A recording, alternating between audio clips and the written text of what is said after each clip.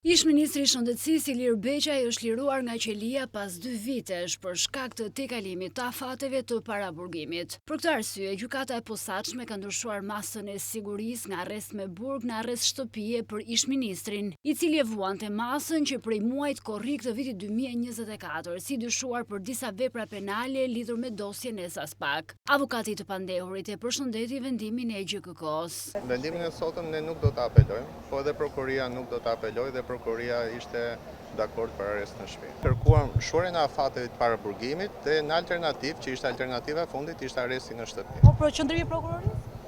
Ishte për arrest në shtëpi. Zoti Beqaj në fakt i lumtur ishte që më në fund do shkojnë në shtëpi, por ka 2 vjet që ne posorollatemi për një gjë që nuk do të ndodhte kurrë.